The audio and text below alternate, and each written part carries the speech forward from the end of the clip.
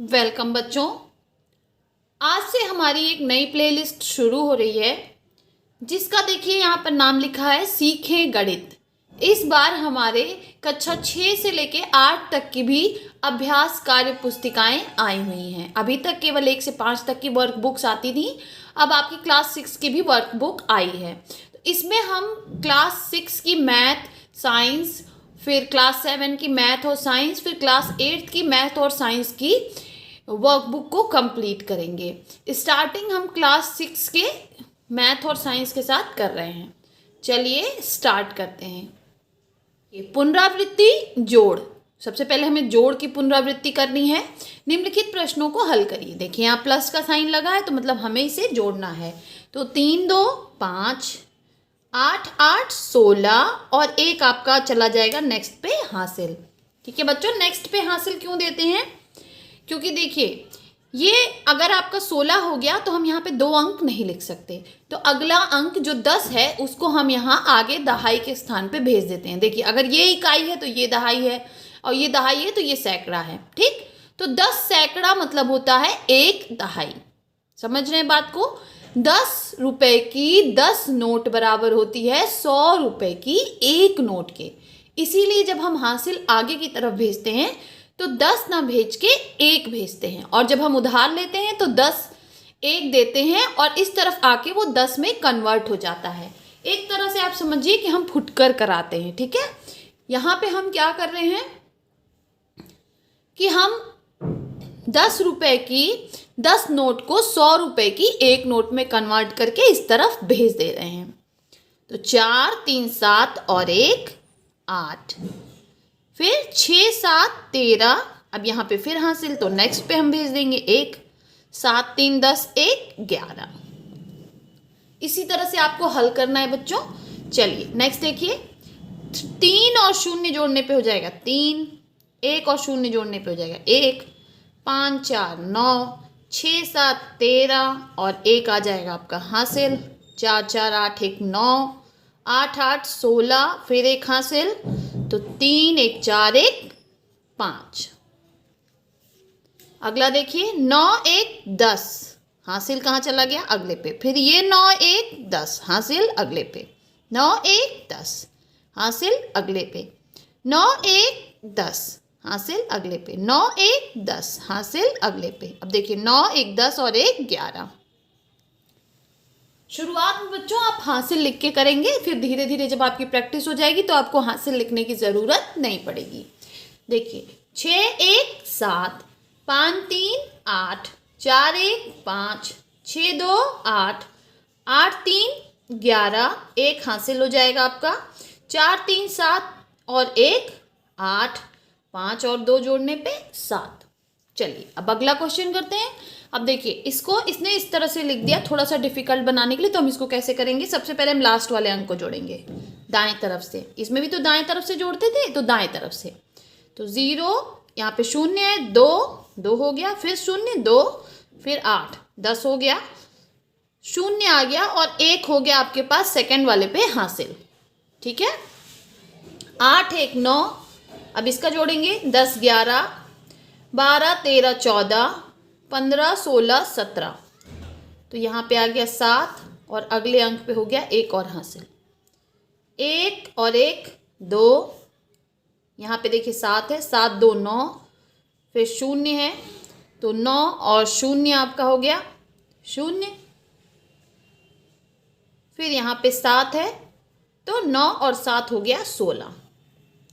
अब 1 और हासिल आएगा, ये खत्म हो गया तो 1 हासिल अगले अंक पे आ जाएगा। ठीक है, देखिए इस वाले पे तो 1 और 1 2, यहाँ पे 5 2 7, यहाँ पे 0 है तो 7, यहाँ पे हम 7 लिख देंगे। अब देखिए ये भी खत्म हो गया। अब यहाँ पे आ जाएंगे 5वें अंक को, 1 और यहाँ पे कितना है 1 2, तुम्हारा कितना आ जाएगा 2। अब बच्चा यहाँ पे कौन? 4, तो 4 को हम ऐसे का ऐसे उतार देंगे।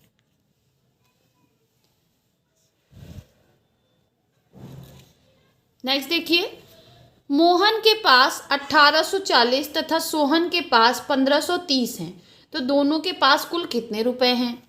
तो मोहन के पास रुपए कितने हैं? मोहन के पास रुपए हो गए 1840। सोहन के पास रुपए कितने हो गए? हो गए आपके 1530। तो कुल कितने हो जाएंगे? हम दोनों को जोड़ देंगे, 1840 और 1530। जोड़िए, 4 3 7, 8 5 13 के 3, एक गया कैरी, हो गया आपका 3। ठीक, तो दोनों के पास कुल कितने रुपए हो गए? तो उत्तर हो गया हमारा, कितने हो गए रुपए? 3370।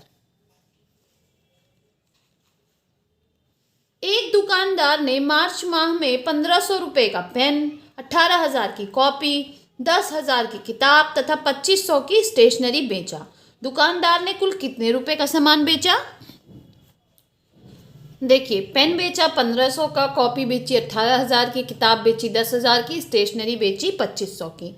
तो हम सबको जोड़ देंगे। देखिए, ये हो गया 0, फिर 0, 5 5 10, 0, 1 हो गया आपका कैरी, 8 2 10 11 और 1 12, 2 और फिर हो गया 1 आपका कैरी, तो 2 और 1 3। तो उत्तर हमारा क्या हो जाएगा बच्चों? उत्तर हो जाएगा, दुकानदार ने कुल रुपए 32,000 का सामान बेचा। नेक्स्ट देखिए, यहाँ पे कह रहा है रिक्त स्थानों की पूर्ति कीजिए। तो 3 में क्या जोड़ें कि 5 आ जाए? तो 3 में हम 2 जोड़ते हैं तो 5 आ जाता है। फिर अगला देखिए, 7 और 5 जोड़ेंगे तो आएगा 12 और 1 हो जाएगा हमारा कैरी। अब 4 और 1 हो गया आपका 5, 8 आपको प्राप्त करना है। तो 5 में क्या जोड़ेंगे कि 8 आ जाएगा? तो 5 में हम 3 जोड़ेंगे तो 8 आ जाएगा। फिर 0 और 3 जोड़ने पे क्या आता है? 3। फिर 9 और 2 11। ये हो गया हमारा कंप्लीट। नेक्स्ट देखिए, 3 में क्या जोड़ेंगे कि 7 आएगा? 4। अब 4 में क्या जोड़ेंगे कि 2 आएगा? तो 4 में ऐसा तो कुछ जुड़ेगा नहीं कि 2 आएगा, तो इसे हमें बनाना पड़ेगा 12। तो 4 में हम क्या जोड़ें कि ये 12 आ जाए? तो 4 में हम 8 जोड़ेंगे तो 12 आ जाएगा। ठीक है, अब एक कैरी हो जाएगा, 8 1 9 और 4 13। तो यहाँ पे आ जाएगा हमारा 3 और 1 हो जाएगा कैरी। अब 5 1 6, तो इसमें हमें क्या जोड़ना है कि 9 हो जाए। तो यहाँ पे हम 3 जोड़ेंगे, है ना, तो 9 आ गया। अब 6 में क्या जोड़ें कि 14 हो जाए। तो 6 में हम 8 जोड़ेंगे, हमारा 14 आ जाएगा। फिर देखिए, 6 5 11, 1 हो गया कैरी। तो 4 और 1 5, 5 में क्या जोड़ें कि 8 आ जाए। तो 5 में 3 जोड़ेंगे तो 8 आ जाएगा। 6 में क्या जोड़ें कि 2 आए। अब फिर से वैसा ही क्वेश्चन आ गया। तो 6 में कुछ भी जोड़ने पे 2 नहीं आएगा, तो 6 में हमको इसको 12 बनाना पड़ेगा। तो 6 में 6 जोड़ेंगे तो 12 आ जाएगा और 1 हो जाएगा कैरी। अब 3 और 1 हो गया 4, और 4 में क्या जोड़ें कि 9 आ जाए। तो 4 में हम 5 जोड़ेंगे तो 9 आ जाएगा। 8 और 1 9। 5 में क्या जोड़ें कि 8 आ जाए। तो 5 में 3 जोड़ेंगे तो 8 आ जाएगा। 4 और 8 जोड़ेंगे तो क्या हो जाएगा आपका 12, 1 हो जाएगा कैरी। 8 1 9, तो 9 में क्या जोड़ें कि 4 आ जाए। तो फिर से वैसे ही आ गया, तो हमको इसको 14 बनाना पड़ेगा। तो 9 में 5 जोड़ें अगर हम तो 14 हो जाएगा और 1 हो जाएगा कैरी। अब 1 में क्या जोड़ें कि 5 आ जाए। तो 1 में 4 जोड़ेंगे तो 5 आ जाएगा। फिर 4 में क्या जोड़ें कि 7 आ जाए। तो 4 में हम 3 जोड़ेंगे तो 7 आ जाएगा।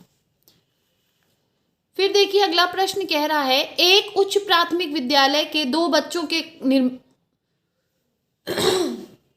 अगला प्रश्न कह रहा है, एक उच्च प्राथमिक विद्यालय के 2 कक्षों के निर्माण में 13,274 ईंटें, एक शौचालय बनवाने में 1,594 ईंटें तथा रसोई घर बनाने में 2,058 ईंटें लगी।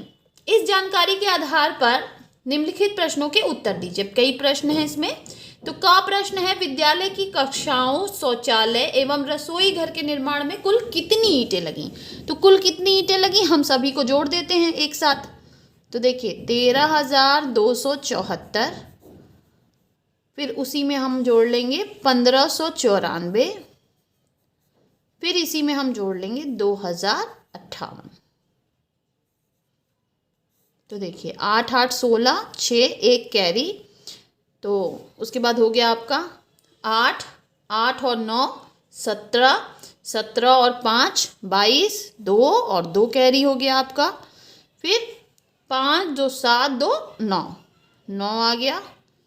फिर 3 4 5 6, 6 आ गया और एक ऐसे कैसे।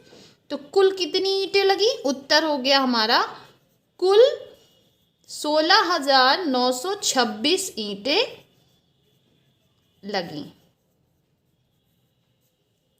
नेक्स्ट देखिए, कह रहा रसोई घर के निर्माण में शौचालय से कितनी अधिक ईंटें लगी।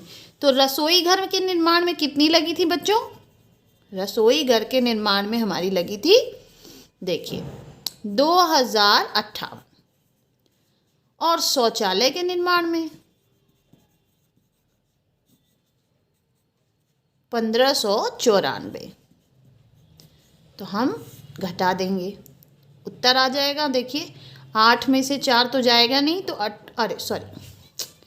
8 में से 4 गया 4, 5 में से 9 नहीं जाएगा तो ये सुधार लेगा, हो जाएगा 15, 15 में से 9 गया 6, अब यहाँ पे बचा है 9, 9 में से 5 गया 4, उधार देने के बाद यहाँ 1 बचा, तो 1 में से 1 गया तो 0, कुछ नहीं। ठीक है, तो उत्तर हो जाएगा हमारा कि 464 ईंटें अधिक लगी। ठीक है,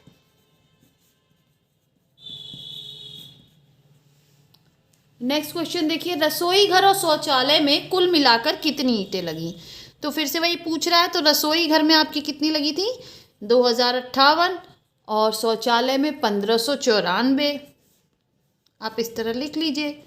और शौचालय में तो कुल करने के लिए हमें जोड़ देना है, तो हम जोड़ देंगे 8 4 12, उसके बाद 9 5 14 और 1 15, 5 और 1 6, 2 1 3। तो उत्तर हो जाएगा हमारा कुल 3652 ईंटें लगी। किसमें? शौचालय और रसोई घर के निर्माण में। कक्षों के निर्माण में शौचालय से कितनी ईंटें अधिक लगी। अब देखिए कक्ष के निर्माण में कितनी लगी हैं? 13,274। और शौचालय में कितनी लगी हैं? शौचालय में लगी हैं आपकी 2058। घटा दीजिए, देखिए 14 में से 8 गया 6, 6 में से 5 गया 1, 2 में से 0 गया 2, 3 में से 2 गया 1 और 1। तो कुल कितनी? 11,216 ईंटें कक्षों के निर्माण में ज़्यादा लगी। नेक्स्ट क्वेश्चन देखिए, ग्राम प्रधान के चुनाव में विभिन्न प्रत्याशियों को मिले मतों का ब्यौरा नीचे दिया गया है। पहला प्रत्याशी को मिला 8,134, दूसरे को मिला 4,036, तीसरे को मिला 3,578। यदि 420 मत अवैध पाए गए तो कुल कितने लोगों ने मतदान में हिस्सा लिया। देखिए बच्चों 420 मत अवैध तो पाए गए हैं, लेकिन मतदान में तो हिस्सा उन 420 लोगों ने भी लिया। तो हमें कुल मतदान ज्ञात करने के लिए हमें सबको जोड़ना पड़ेगा। ठीक है, क्यों? क्योंकि जो अवैध निकले हैं, अब वो किसी भी रीजन से अवैध निकल सकते हैं, मुहर इधर उधर लग गई हो या मुहर लगाना भूल गए हो, लेकिन उन लोगों ने मतदान तो किया है। तो कुल कितने लोगों ने मतदान किया? तो तीनों प्रत्याशियों ने जितने वोट पाए और जितने मत अवैध पाए गए, हम चारों को जोड़ देंगे तो हमें हमारा उत्तर मिल जाएगा। तो कुल मतदान कितना होगा? देखिए पहला प्रत्याशी कितने वोट मिले इसको? 8,134।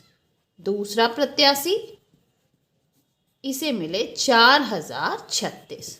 तीसरा इसे मिला 3,578। और फिर अवैध मत, उनको भी जोड़ेंगे हम। तो अवैध मत कितने थे? 420। अब हमारा उत्तर देखिए, तो कुल कितने लोगों ने मतदान में हिस्सा लिया? 16,168 लोगों ने मतदान में हिस्सा लिया। 7वां प्रश्न है बच्चों, 4, 0, 1 और 2 से बनने वाली 4 अंकों की सबसे बड़ी संख्या कौन सी होगी। तो सबसे बड़ी संख्या लिखने के लिए हम सबसे पहले सबसे बड़ा अंक लिखेंगे, फिर उससे छोटा, फिर उससे छोटा और फिर सबसे छोटा। तो हमारी संख्या जो बनी वो क्या बनी, 4210। सबसे छोटी संख्या कौन बनेगी, तो देखिए सबसे छोटी संख्या चूंकि यहाँ शून्य है तो हम शून्य के बाद वाली सबसे छोटी संख्या लिखेंगे, 1 0 फिर 2 और फिर 4। तो कौन सी बनी, 1024। फिर कह रहा है कि बनाई गई सबसे बड़ी और सबसे छोटी संख्याओं का योगफल कितना होगा। तो आप दोनों को जोड़ दीजिए, 4210 और 1024, दोनों को ऐड कर दीजिए, 4 2 1 3 2 और 4 1 5। क्या बनी, 5234। ठीक। नेक्स्ट देखिए, नेक्स्ट प्रश्न कह रहा है एक गांव में कुल 37,854 पुरुष, 23,480 महिलाएं और 15,360 बच्चे रहते हैं। तो गांव की कुल जनसंख्या कितनी है।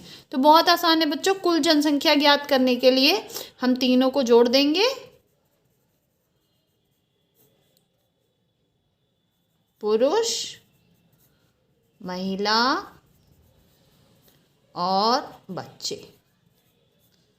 तो पुरुष हैं आपके 37,854, महिला है 23,480 और बच्चे हैं 15,360।